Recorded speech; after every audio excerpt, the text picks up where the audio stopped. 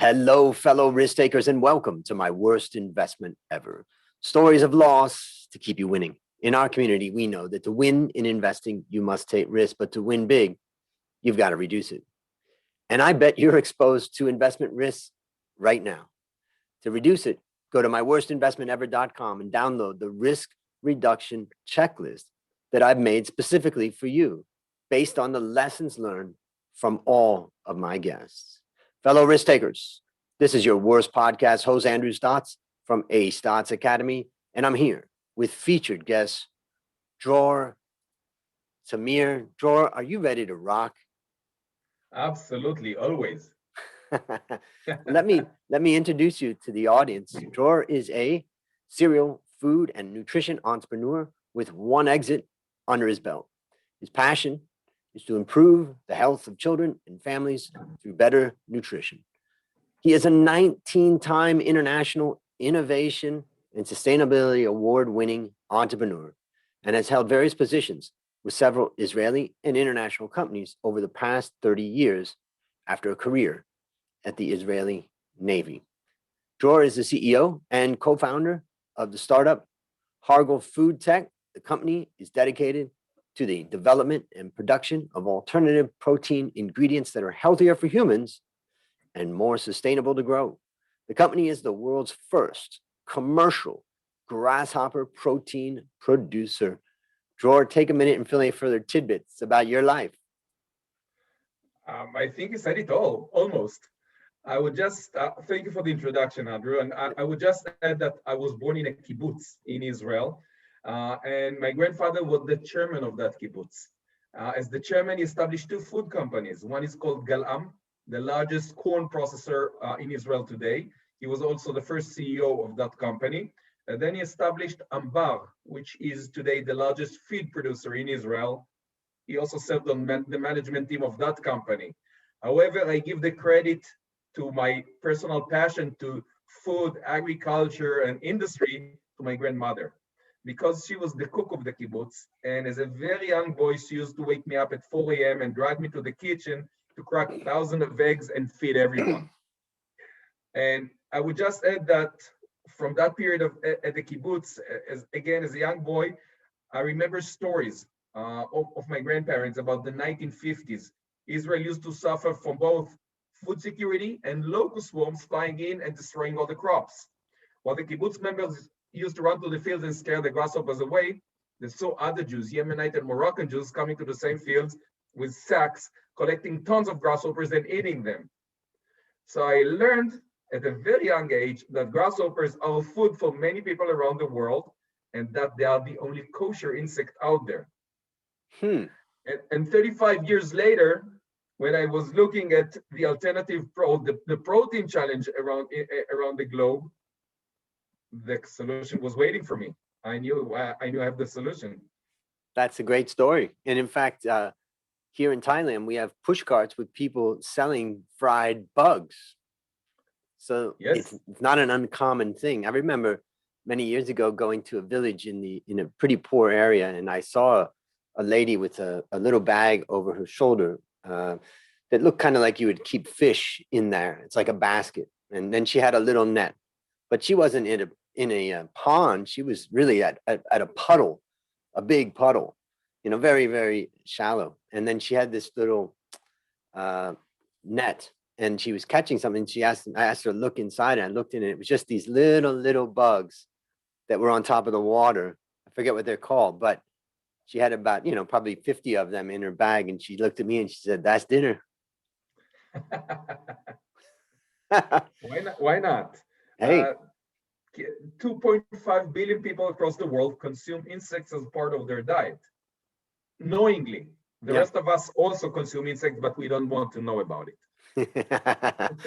All right. Well, now it's time to share your worst investment ever. And since no one ever goes into their worst investment thinking it will be, tell us a bit about the circumstances leading up to it, and then tell us your story.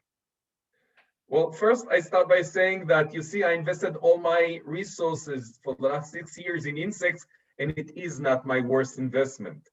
So that's a good thing. But I would talk about it from the angle of an entrepreneur. As an entrepreneur, usually you don't have money. You don't have enough money to what you want to do. So your main resource is your time, your ability to spend your time and your ability to think. That is one thing. The second thing, as an entrepreneur, you have to be the most optimistic person on the planet, because you are the only one that will always know that your startup is going to succeed. And you need to convince everyone around the globe that this is the next success. And so you have to be super optimistic. But this leads you to a situation when you can actually make the wrong investment. Most of the time as an entrepreneur, you are actually trying to raise funds to develop your business and grow it. And you are meeting tens and hundreds and sometimes thousands of potential investors. Always before every meeting, I'm sure that this is the person, or this is the VC, or this is the company that is going to fall in love in me and the business, and they're going to spend the funds that or invest the funding that I need. I have to believe that. But this eventually leads me to do some mistakes, which means, since I'm so optimistic, I'm following them and I'm trying to provide whatever they ask for. Any information, every analysis, every presentation. And this consumes a lot of time, resources, and sometimes even take you out of focus of what you do.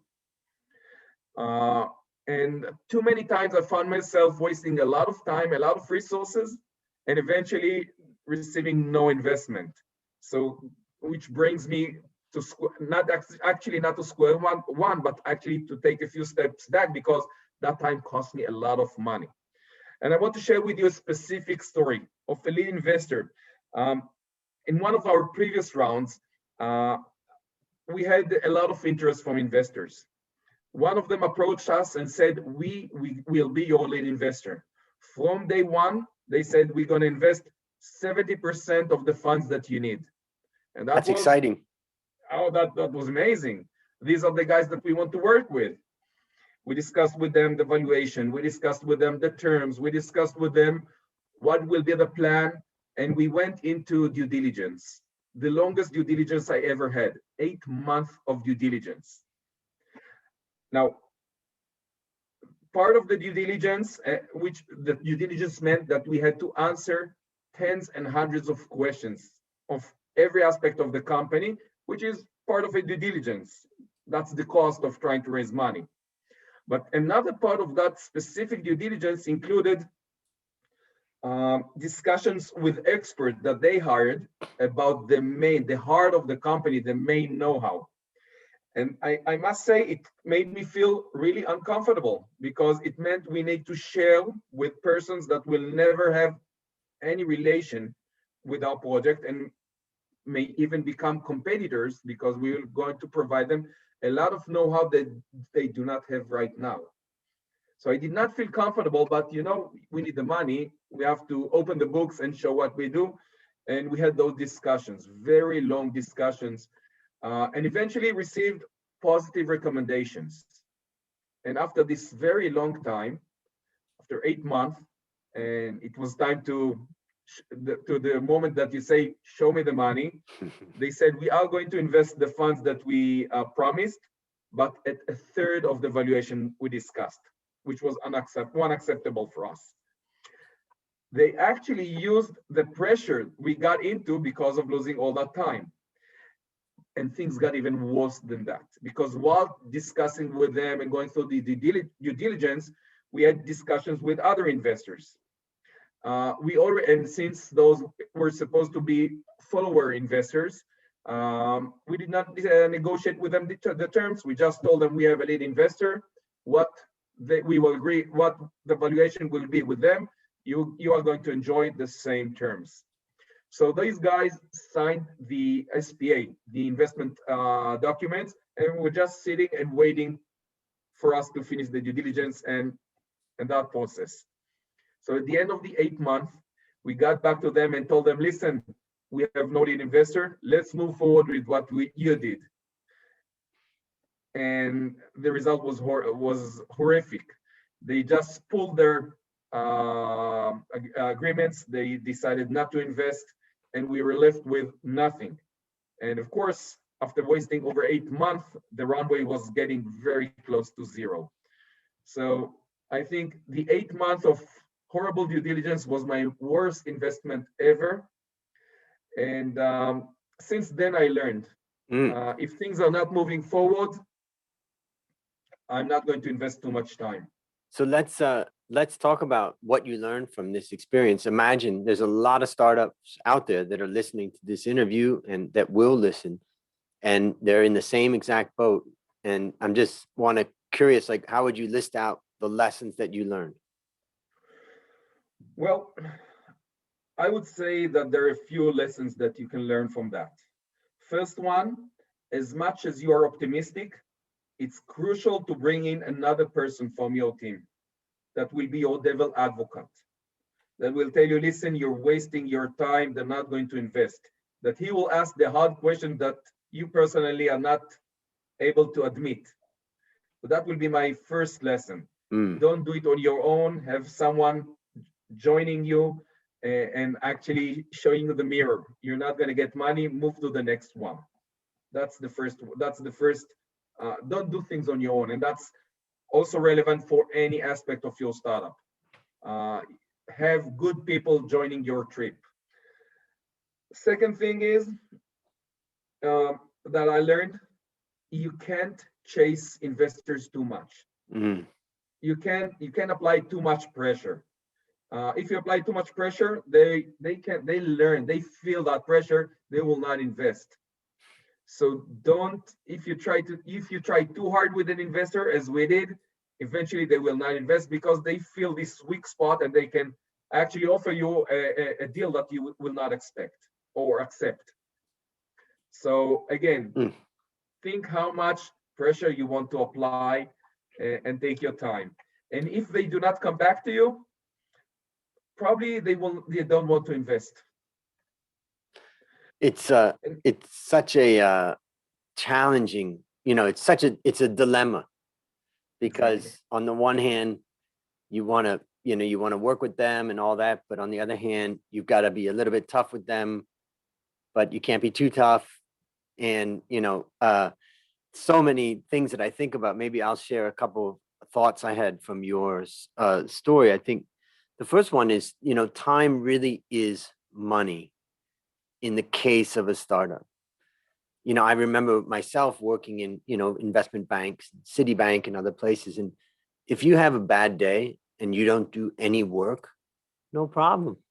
You have a bad week, you have a bad month, and you don't do any work or almost no work, company's going to be just fine.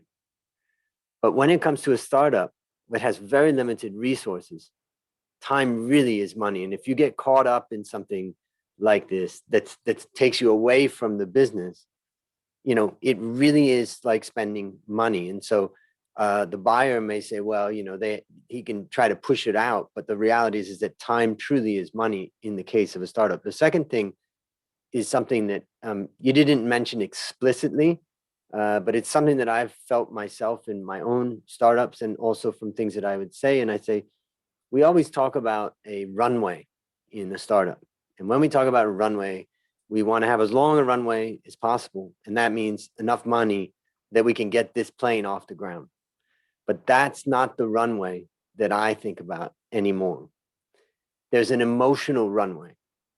And the emotional runway is the confidence that people who are working for you have in you to make the idea work, to get the funding, to bring it all together and get the results.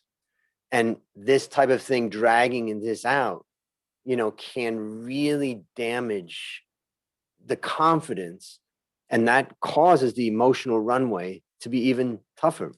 And that's why I think your advice about the devil's advocate is so good, because as a leader, we need to know when we're spending too much, energy and confidence that people have in us, and so that two things, time is money, and that there's an energy or emotional runway that we also have to think about. Is there anything you'd add to that? Absolutely. I think your second comment is super important. And what I want to add to that is you have investors, you also have employees or partners that work with you. And the only way that you all can actually deal with problems or losses, as I described, is to have them part of the journey. So if your devil advocate is actually one of those partners, one of your investors, one of your management team, one of your partners, things will look different. They will be part of the process, and you will retain a little bit of the confidence they have in you. Recently I've been working on a presentation. On Monday, I'm going to give a presentation to a group of students, about 12 teams of students from it's a competition. It's a case or a business competition for students. And I've been a judge in that competition for many years. And I take my experience as an entrepreneur myself and my experience as a financial analyst. And I'm known for being pretty tough as a judge, kind of like Shark Tank type of thing.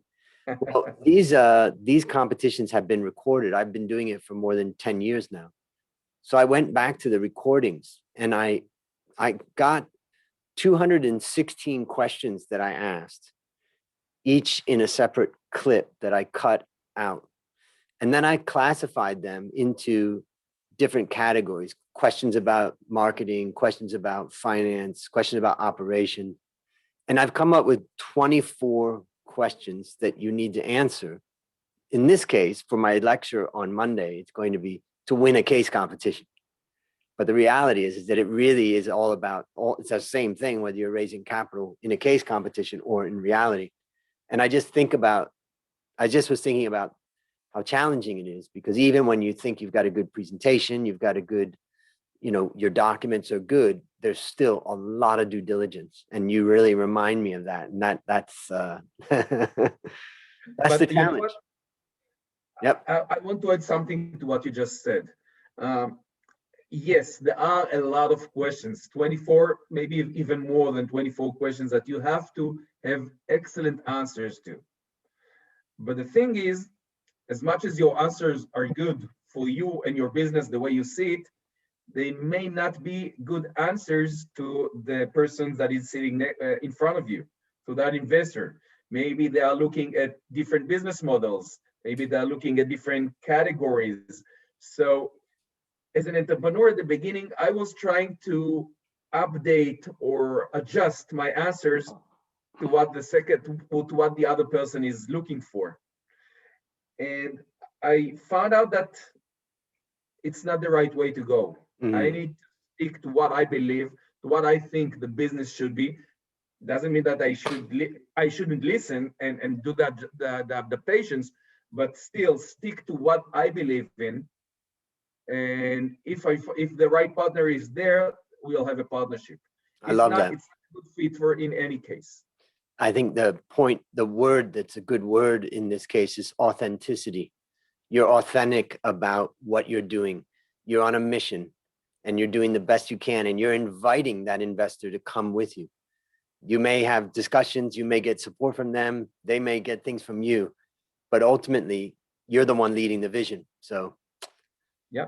So from my personal experience, yep, every time an investor asks me to update the presentation, tweak the business model, change the product, and I did that, they never invested. Never, not a single time. Yeah. So if in a meeting someone is asking me to do that, I will probably not follow up. Yeah. Or say, I think it would be better if you put in, 50% of the money that you want to put in, and then we can talk about it. Nice. Yeah. Excellent. That's the perfect answer. So based upon what you learned from this story and what you continue to learn, what one action would you recommend our listeners take to avoid suffering the same fate? Don't be blind. Be real to yourself. Don't only, as an entrepreneur, you just want to give your pitch. We forget to listen and absorb from the other party. So be more open, listen more, understand what the messages are, and if it is needed, go to the next one. Probably that's not your partner, and this will save you a lot of money, much more than you can get from that partner. Yep. Beautiful. Last question. What's your number one goal for the next 12 months? Raise money. Exactly. Always Exactly. raising. I actually that's always, so I don't need to say that we're entrepreneurs. We need to raise money. Number one goal is to sign a significant joint venture with one of the leading food producers around the world and bring our products to one of the largest markets. We have several deals that in discussions, and I believe we will be able to sign at least two of them in the next 12 months. And Beautiful. from that moment, we are on a rocket ship. Beautiful. Well, for the listeners out there, I'll have all your information in the show notes. So if you're interested in investing, you're interested in buying, come to the show notes, click the links, and contact Dror. I'm sure he would be happy to talk. But don't drag it out for 8 months because he's not going to allow that to happen. All right, listeners, there you have it. Another story of loss to keep you winning. Remember to reduce risk in your life by going to myworstinvestmentever.com right now to download my risk reduction checklist. See how you measure up. As we conclude, Dror, I want to thank you again for coming on the show. And on behalf of A Stotts Academy, I hereby award you alumni status for turning your worst investment ever into your best teaching moment. Do you have any parting words for the audience? Yes, two things. One is you have to remain optimistic. After you hear all those stories, you have to remain optimistic, and because you're going to fail all the way. Remain optimistic. And the second one, don't wait for the perfect moment. Just go out and do what you want to do. Beautiful. And that's a wrap on another great story to help us create, grow, and protect our wealth. Fellow risk takers, this is your worst podcast host, Andrew Stotts, saying, I'll see you on the upside.